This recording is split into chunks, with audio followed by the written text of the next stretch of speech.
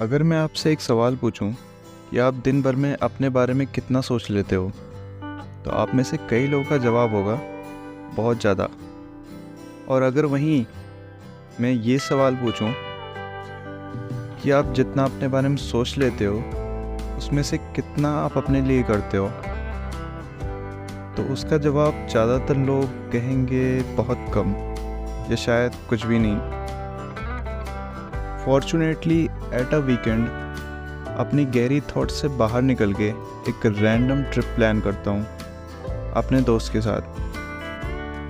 और ऐसे डिसीजन जब मैं लेता हूँ so I feel profitable because I believe that travelling and exploring inspires you and it leads you to learning about new experiences.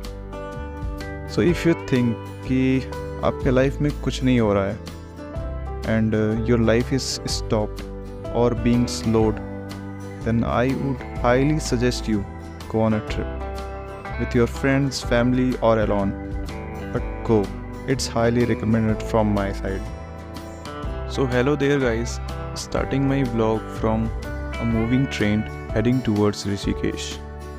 Rishikesh सुनकर आपको अगर ऐसा लगा कि मेरी ट्रिप की डेस्टिनेशन ऋषिकेश है तो रुक जाइए, क्योंकि मुझे भी नहीं पता होता है कि फाइनल डेस्टिनेशन कहाँ की है। As I said in the starting of the video that it's a random trip, and यहाँ तक कि मेरे दोस्त को भी नहीं पता होता है कि हम कहाँ जा रहे हैं।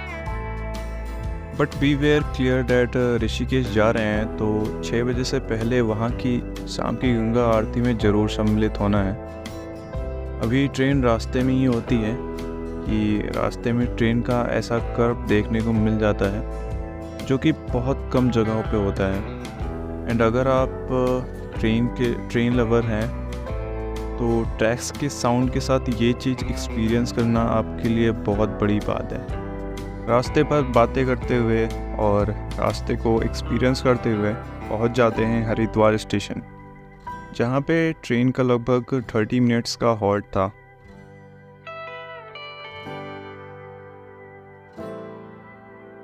मेरा पहले एक छोटा सा सपना हुआ करता था कि डीजल इंजन पे जो इस टाइप के दिखते हैं उसमें मुझे साइड पाथ पे चलना था और फिर फील करना था कैसा लगता है। सो आज समय का फ़ायदा उठाते हुए मैंने अपना छोटा सा वो सपना पूरा कर लिया।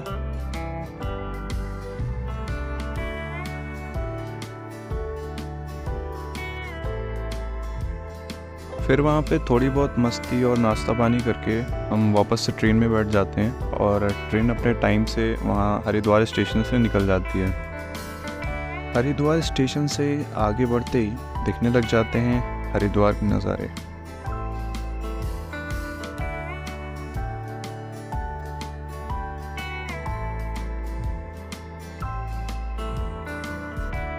थोड़े टाइम चलते ही ट्रेन पहुँच जाती है मोतीचूर स्टेशन, जो कि जंगल और पहाड़ी से घिरा हुआ था। और वहाँ पे एक पीसफुल फीलिंग आ रही थी। वहाँ पे उतरते ही हमें एक डॉगी दिख जाता है जो वहाँ के लोकल्स के साथ वॉक पे निकला हुआ था शायद। इसी के साथ वापस से ट्रेन चल देती है और अब फाइनली योग नगरी ऋषिकेश स्टेशन आने वाला होता है। लेकिन उससे पहले ये सुंदर नज़ारे आप बिल्कुल मिस ना करें। ये नज़ारे देख के मेरे दोस्त के मन में एक ख्याल आया, जो कि शायद आपके भी मन में आया होगा, कि काश यहाँ पे मेरा घर होता और रोज़ सुबह उठते ही इतने सुंदर नज़ारे देखने को मिलते हैं। तो इस पर मेरा कहना यही है कि अपना घर चाहे जहाँ पे भी लोकेटेड हो, सबको अच्छा ही लगता है। और ये जगह हमें इसलिए भी ख़ास लग रही है क्योंकि we don't live here, and अगर हम यहाँ पे रह रहे होते तो शायद इतना स्पेशल नहीं लग रहा होता ये व्यू। यहाँ का सनसेट और ग्रीनरी मेरे सस्ते फ़ोन में ढंग से कैप्चर नहीं हो पा रहा है, बट यहाँ पे आके आप खुद से ये फीलिंग ज़रूर ले सकते हो। जैसे हम आगे बढ़ रहे थे वैसे वैसे हम पहाड़ों से गिरते जा रहे थे और सुंदर वादियाँ हमें दिखती जा रही थी। और मेरे दोस्त राजन को ये सारी चीज़ें बहुत ज़्यादा फैसिनेट कर रही थी क्योंकि वो फर्स्ट टाइम ये चीज़ें एक्सपीरियंस कर रहा था। मैं उसके फेस पे अपने पुराने एक्सप्रेशंस फील कर पा रहा था जब मैंने फ़ील किया था फर्स्ट टाइम यहाँ पे आके। तो इस ब्यूटीफुल सी जर्नी को ट्रेन से कवर करते हुए और बहुत सारी चीज़ें एक्सपीरियंस करते हुए हम थोड़ा ही आगे बढ़े थे कि हमें ट्रैक पे कुछ इंटरेक्टिव लोग नज़र आ जाते हैं जो हमारा हाल तो पूछ लेते हैं, लेकिन जब तक हम उनका हाल सुनते तब तक हमारी ट्रेन काफ़ी आगे बढ़ चुकी होती है। चलते चलते पहाड़ी और बादलों के बीच में हमें दिख जाता है ये सुंदर सा नज़ारा। चांद मानो पहाड़ी की शोभा बढ़ा रहा हो, और मैं सच कहूँगा ये रियल आंखों से जब आप फील करोगे तो ऐसा प्रतीत हो रहा होगा कि कोई एक पेंटिंग है और किसी ने उसको रियल वर्ल्ड में अप्लाई कर दिया हो। एंड सच में ये बहुत ही यूनिक चीज़ थी मेरे लिए। अगर आपको अभी भी ये मैजिकल मोमेंट नहीं लग रहा है तो आप ये सनसेट देखिए जो कि ट्रेन की दूसरी विंडो से दिखा। और इतने सुंदर नज़ारे जब आप एक्सपीरियंस करने लग जाएं तो समझ जाइए आप पहुंच चुके हैं योग नगरी ऋषिकेश। ये स्टेशन खाली होने की वजह से काफ़ी पीसफुल लग रहा था। इस स्टेशन पे उतर के यहाँ का इंफ्रास्ट्रक्चर, क्लीनिनेस और ग्रीनरी देख के आपको बहुत अलग फीलिंग आएगी।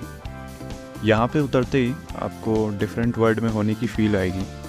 एंड इसीलिए this station is in my favourite list. Station से बाहर आते ही सुंदर नज़ारों के साथ आपको शिव जी की प्रतिमा विराजमान दिख जाएगी और उनके सामने उनके वाहक नंदी जी भी उनकी सेवा में विराजमान दिख जाएंगे। समय हो जाता है 5:45 और हम जल्दी से ऑटो लेके पहुंच जाते हैं त्रिवेणी घाट, जहां से हमें गंगा आरती में सम्मिलित होना था। दुकानों और पब्लिक से भरी हुई गलियों से हम पहुंच जाते हैं त्रिवेणी घाट और वहां पे हमें दिखता है कि आरती अभी शुरू होने वाली होती है और फॉर्चुनेटली हम टाइम पे पहुंच चुके होते हैं। लेकिन भीड़ देख के हमें ये भी पता चल जाता है कि हम आरती को ढंग से आगे से नहीं देख पाएंगे। भीड़ ज़्यादा थी और भीड़ में हर शख्स आरती के लिए तैयार था और हर कोई अपने अपने तरीके से माँ गंगे को नमन कर रहा था। ये स्पेशल मोमेंट फील करके एक अलग स्पिरिचुअल वाइब आ रही थी जो वर्ड्स में मैं एक्सप्रेस नहीं कर पा सकता। बट इसी बात से आप फील कर सकते हो कि you reached at a place without a plan and get engaged in Aarti.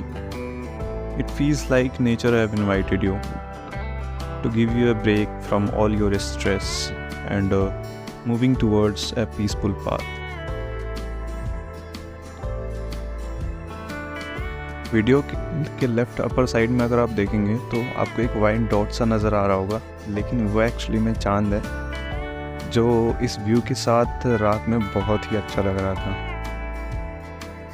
आरती ख़त्म होने के बाद हम देखते हैं कि लोग भजन कीर्तन के साथ झूम रहे होते हैं और उसमें फॉरेनर्स भी शामिल होते हैं।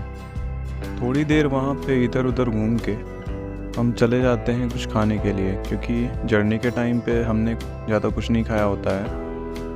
खाने के लिए हमने ऑर्डर किया था आलू पराठे और छोले चावल, जो कि हमें सही प्राइस में पड़ गया था और टेस्ट भी अच्छा था। तो उसको खाते खाते और अपने एक्सपीरियंसेस शेयर करते हुए हम निकल जाते हैं वहाँ से अपने रूम के लिए, जो कि मैंने ऑनलाइन बुक कर लिया था। वहाँ पे हम थोड़ा रेस्ट करते हैं, रिफ़्रेश होते हैं और फिर उसके बाद हम वहाँ से लगभग 9 बजे के बाद निकलते हैं राम झूला के लिए, क्योंकि लक्ष्मण झूला जो था वो अभी अंडर कंस्ट्रक्शन में था, तो वहाँ पे जाने का कोई मतलब नहीं था हमारा। सो रात में राम झूला के आसपास आपको कई लोग घूमते हुए दिख जाएंगे। हम भी रात के 9 बजे के बाद घाट पे पहुँचे थे, जहाँ पे ठंडी हवा से हमारा सामना हुआ। बट वहाँ का व्यू और उस वक्त की शांति इज़ अनएक्सप्लेनेबल। वैसे तो यूजुअली रात में भी भीड़ रहती है, बट ठंड के टाइम पे ज़्यादा भीड़ नहीं थी, बस कुछ ही लोग दिख रहे थे वहाँ पे। राजन पहली बार ऋषिकेश आया था, वो भी एक रैंडम ट्रिप पे। तो उसके मन में बहुत ज़्यादा ही एक्साइटमेंट थी, एंड उसी एक्साइटमेंट की वजह से एक इमोशनल पार्ट भी आ रहा था। एंड इसी को देखते हुए हम घाट के किनारे, गंगा जी के किनारे मतलब बैठ जाते हैं और बहुत सारी बातें करते हैं। बैठे बैठे हमें ठंड महसूस होने लग जाती है, क्योंकि घाट पे बहुत ज़्यादा ठंडी हवा चल रही होती है। किस्मत से वहाँ पे हमें एक चाय की दुकान खुली हुई दिख जाती है, जो उस टाइम पे खुली थी। एंड वो लगभग बंद ही करने वाला था, बट हमारे कहने पे उसने चाय बना दी थी। और फिर हम चाय पीते पीते घाट के किनारे काफ़ी टाइम ऐसे बीत जाता है। और ये सारी चीज़ें मेरे लाइफ में एक बेस्ट एक्सपीरियंस था, एक तरीके से मैं कह सकता हूँ उसे। इसी के साथ वापस जाते टाइम हम राम झूला को क्रॉस करते हैं फिर से। अगर आप राम झूला पे आप जाओगे तो आपको एक और एक्सपीरियंस होगा, क्योंकि राम झूला जो है सेक करता है हवा की वजह से, क्योंकि रात पे बहुत ज़्यादा तेज़ हवाएं चलती हैं वहाँ पे, तो राम झूला बहुत ज़्यादा सेक करता है, तो वो भी एक अलग एक्सपीरियंस होता है।